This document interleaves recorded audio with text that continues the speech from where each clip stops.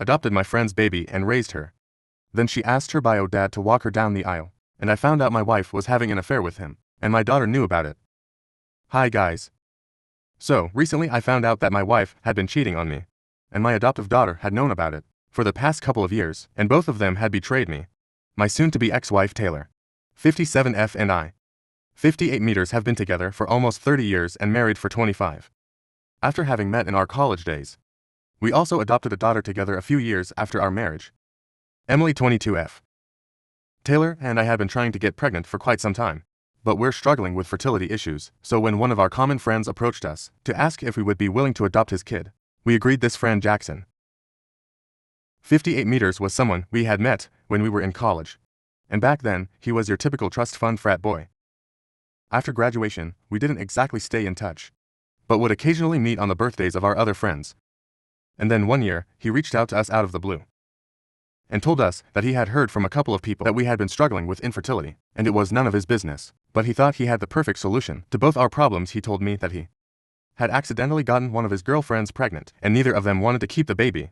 So naturally, they had thought about putting the baby up for adoption. But after he heard about my wife and I wanting to have a baby of our own, he decided to reach out to us, because that way, he wouldn't have to go through the trouble of contacting any agency and waiting and stuff at all.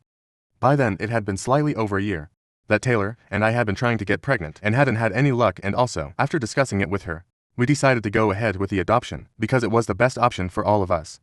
Even before Emily was born, we had all the legal paperwork done with, and after she was born, her biological parents would only remain in touch with us for a couple of months before starting to fade out of her life.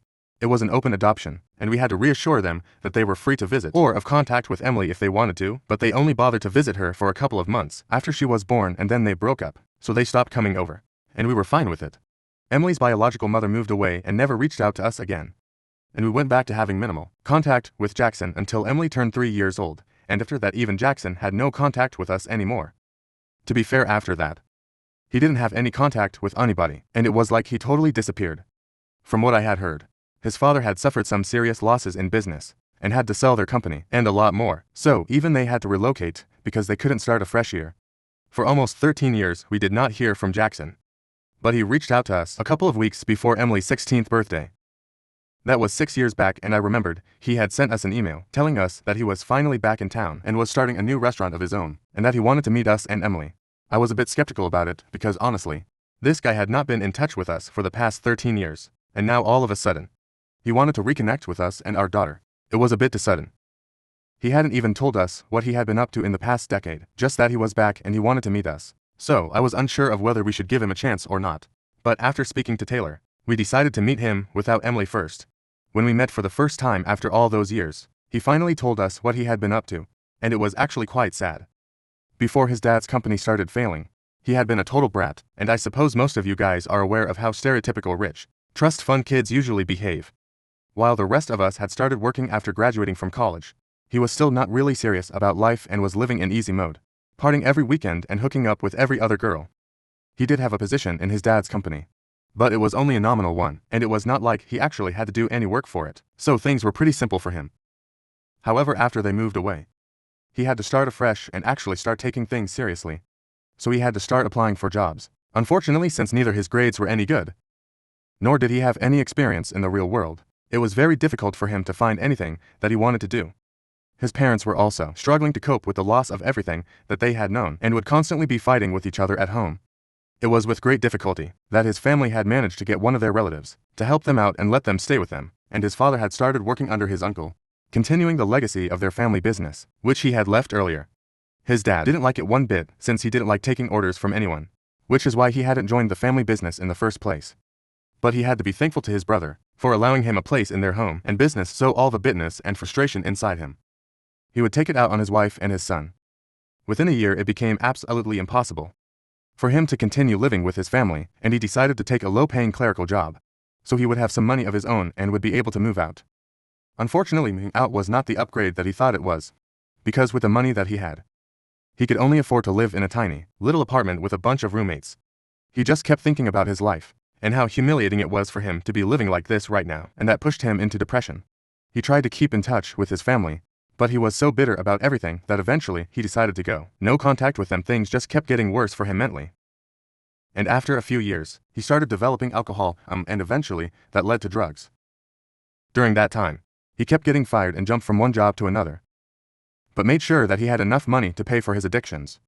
At one point, he decided to skip paying rent and was evicted. So he ended up homeless, but he still made sure that he had enough money for his other priorities. Thankfully, he was found by one of his uncle's neighbors, and they brought him back to his family, who helped him clean up his act.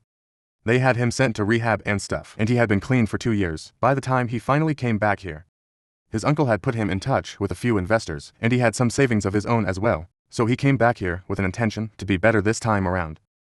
He wanted to start by setting things right with us, because he thought that he had kind of abandoned us. Even though he had put Emily up for adoption, he had promised that he would try to be part of her life, and now he wanted to at least be able to give himself a chance to live up to that promise that he'd made. That's why he wanted us to let Emily meet him, and then that was another discussion altogether, because I remember that Taylor was all for it, but I was still not on board with it, because it would be too much of a shock for Emily.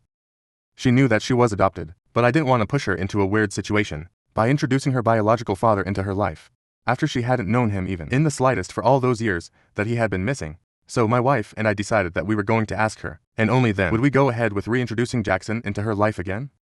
When we spoke to Emily, I tried to keep things neutral, but Taylor decided to take a different approach, and made it sound like Jackson had been through a lot of stuff, and now only having Emily in his life would make it better. I thought it was a bit manipulative, but Taylor told me that she was only being honest with Emily and that she deserved to know everything about why her biological father had not been in his life for the past 13 years so she could make an informed decision anyway. Eventually Emily decided to meet him, and I still regret allowing that to happen, because they did get along well, and for a couple of years initially things were going great. But then, unfortunately, the pandemic happened and he had to shut his restaurant down.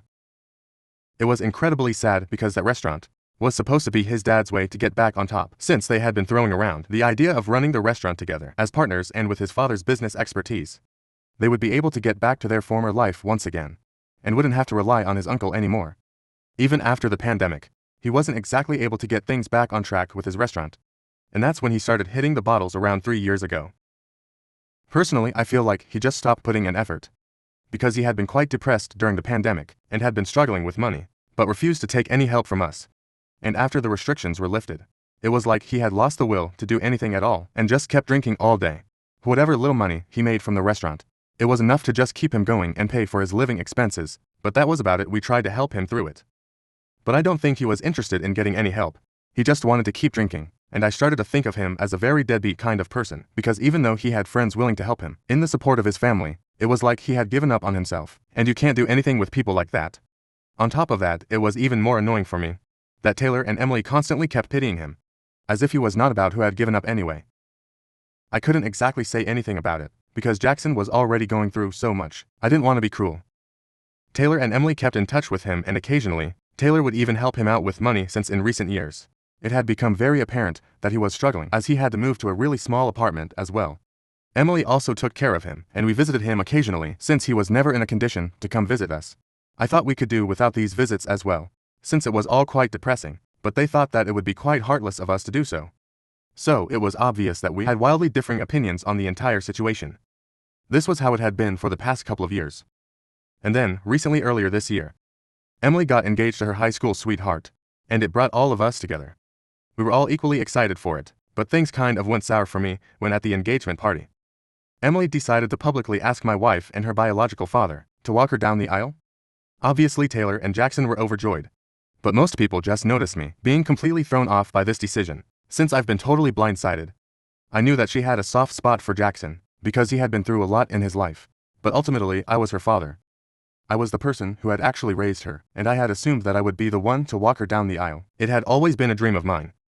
So, when she did not ask me, I was quite shocked, and later on, she explained to me that the only reason she had asked Jackson and not me was because she felt like it would do a lot of good for him, and probably keep him off the drinks. Around that time I was not happy with this decision at all. But it was her wedding and her choice, so I had to accept it without a fuss. And she had also told me that no matter who she has to walk her down the aisle, my real father is always going to be me.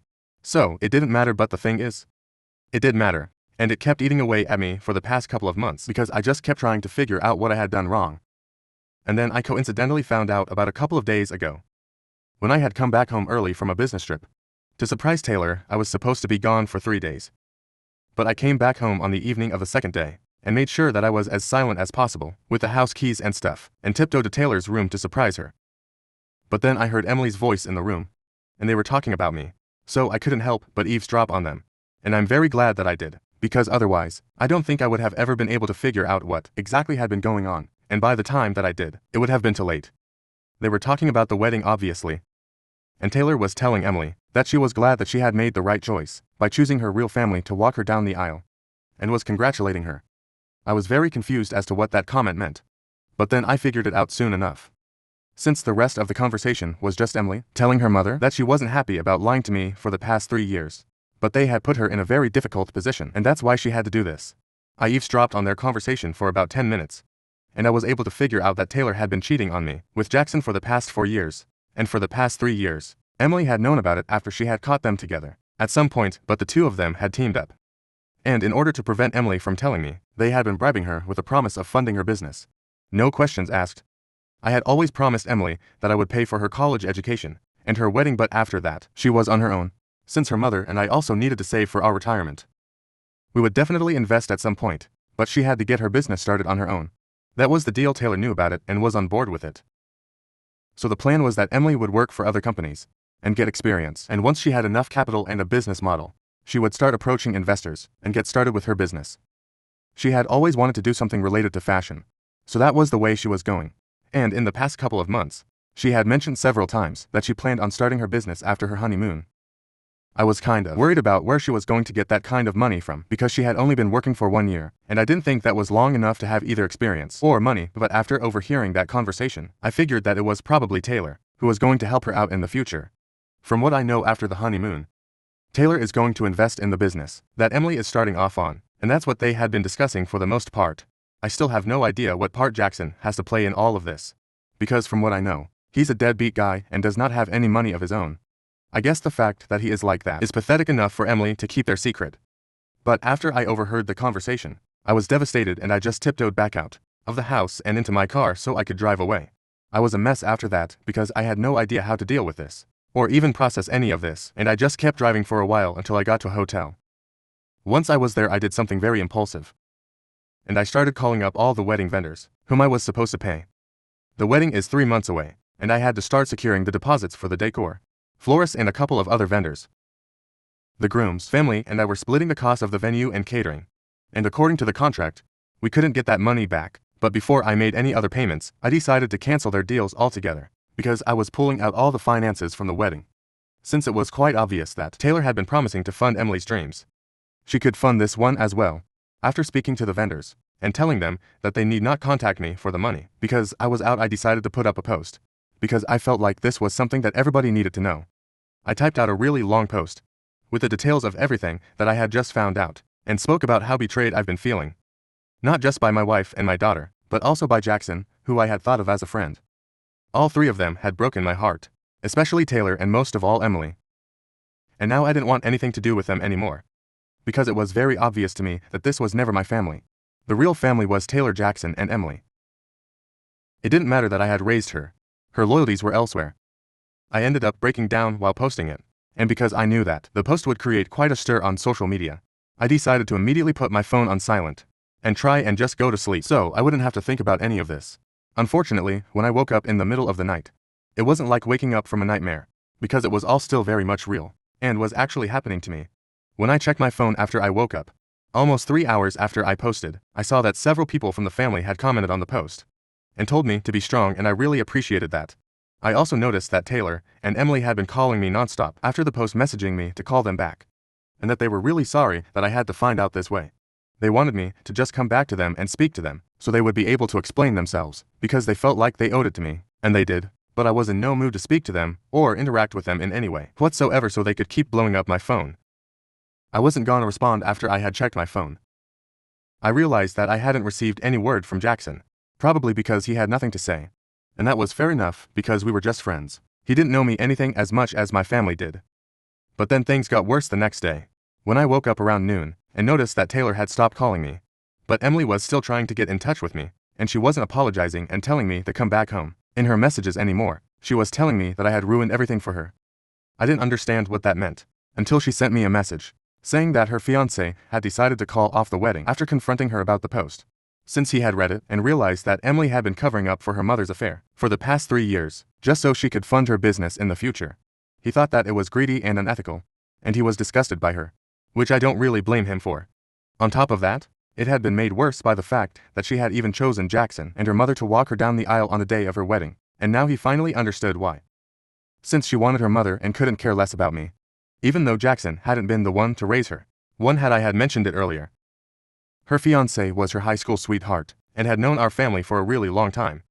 So he had also known me for a really long time, and he was perhaps one of the only people who genuinely knew how hurt I was when Emily picked Jackson to walk her down the aisle instead of me, and had actually even comforted me. It wasn't surprising that he had taken such a strong stand for my sake, and called off the wedding altogether, and I was actually quite grateful for it. I thought that it was karma and she could keep blowing up my phone. But it was not going to change what had happened, so I decided to ignore it, and since that day, my phone has been flooded with messages from everyone that I know. Most people have sent supportive messages, and some of them have told me that there was no need for me to talk about all of this on a public platform, because it's still my wife and daughter that I'm talking about, and they're gonna be at the receiving end of all the heat. And these people were mostly from my in-laws' family. I had made that post almost 3 days ago, and Emily stopped texting me and trying to reach out to me on the second day. I've been feeling quite good about what I had done, until a couple of hours ago, when I received a message from Emily, saying that she was really sorry about everything, but most of all, she was sorry about the fact that she had a screwed up family like this because we had ruined everything for her. Her fiancé had apparently left home after confronting her about the post, and blocked her everywhere. So now there was no wedding happening. And she was completely on her own. I felt kind of bad for her, because I knew that she really loved her fiancé. They had been together for a very long time, and now it was all gone. I guess she understood what I was feeling right now. And I know it can't be good. So either for posting about how my wife had been having an affair, and my daughter had been covering it up. Update 1. Hey. Thank you so much for the support. Yes, I have spoken to a lawyer, and he is in the process of filing for divorce on my behalf. Right now it has been a really tough 6 days. Since I discovered what had been happening in my family, and I'm still trying to process all of it. I'm staying in the hotel. I haven't even gone back to get any extra clothes. It's just not worth it. My parents are also now aware of what had been happening in the family, behind my back, and they have also completely cut off Taylor and Emily, even though it was particularly hard for them to cut Emily off, since she's their granddaughter. But it had to be done, and it's done now. Also, a lot of you have been asking why exactly I refused to fund Emily's business in the future. But Taylor agreed, and well, I have refused, because I thought that Emily needed to learn to be independent, and also I believe that Taylor and I needed to keep money aside for our retirement as well, but I guess she was desperate to keep the secret of her affair. Which is why she had offered to fund the business, and she probably knew that she would be taken care of after she retired. Either by me, since we had a similar kind of income, and I was pretty good at saving money, or by whatever her parents left her. Worst case scenario, she would just spend the rest of her life with Jackson. Either way, whatever her reasons were, it was enough for Emily to betray me for some money, and that's what really matters. After she sent that message, I haven't replied to her, and I don't plan on responding to any of them either. They haven't earned it, and I think it's for the best if I stay away from them right now. For them and for me as well. Soon enough Taylor will be served with the divorce papers. And hopefully we will be able to put an end to this, because all I really want to do right now is just move on from this nightmare. Update 2. I finally heard back from Taylor. After almost 10 days, since I discovered the affair and made that post. And a couple of days ago, she was served with the divorce papers, and today she reached out to me. I had blocked my entire family. So she had to create a new email account and send me an email, apologizing for everything. She told me that after hearing about how much Jackson had been through, she had developed a bit of a soft spot for him, and before she even knew it, she had started to catch feelings for him. Apparently she had wanted to tell me about it, but she didn't know how to go about it. And then Emily found out, so she had to bribe her to keep quiet. And things just kept getting messy. She told me that she was really sorry that she had created such a mess, and so was Jackson. The only thing that she could do for me at this point was make sure that the divorce was a smooth process. So whatever my terms were, she was not gonna contest it and would just accept whatever I decided. I guess that's good enough for me, because fighting with her is not going to fix our marriage. I'm still really angry about all of this, but I can't do anything anymore except just accept whatever is happening and try to make the best of the situation. I haven't heard back from Emily yet, but from what I know, she and her fiancé have officially broken up, because they put out an official statement on social media, saying that the wedding had been called off and they had decided to separate. They didn't state any reasons, but anyone with 2 brain cells will be able to put it together. It's really sad, but it cannot be helped. Now all that's left to do is finalize my divorce. and I'll be done with this family for good. Update 3 Hi. So, it's been 6 months since I filed for a divorce, and 3 weeks ago it came through.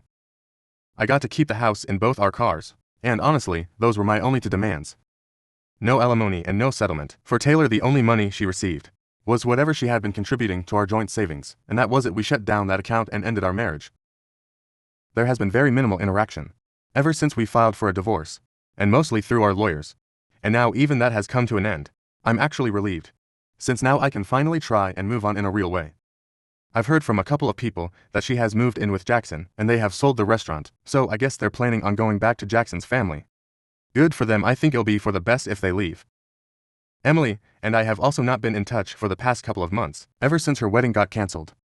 She did reach out to send me an apology through email 2 months ago, telling me that she was going to try and be better, and surprisingly, Taylor actually had lived up to the promise that she had made, that she would finance Emily's business. So now that she had money, she was going to start working on a business model, and told me that I did not have to forgive her, but nevertheless she was still going to try and be a better person. And I wish her all the best, I really do.